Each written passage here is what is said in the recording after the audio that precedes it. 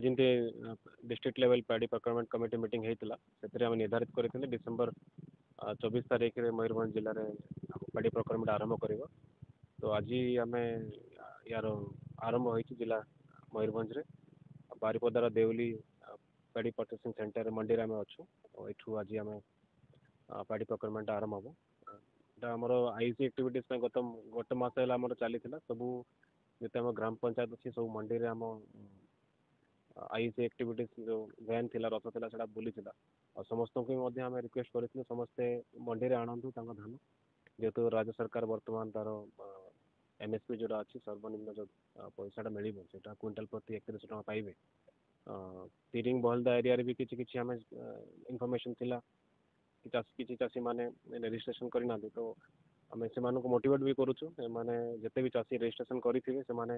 निहाती भाव धान मंडी में आणतु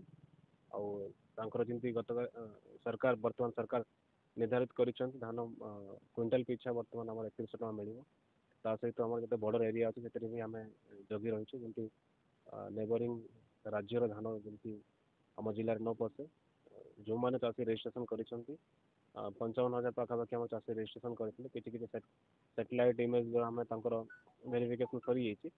तो पाखापाखि समस्त टोकन बर्तमान आसी जाइए तो समस्त को निवेदन रहा समस्ते आसतु एफेक्टिव मान धान आणतु एफेक्टिव मान धान आने मिलर माने भी इमिडिएटली लिफ्टिंग करेंगे गत आम एनश्योर करूँ धान मंडी जो उठा सबुटी एटा सुरखुर उठा देवली देखी प्रॉपर फैसिलिटी अच्छी फार्मर रेस्ट अच्छी सहित आमर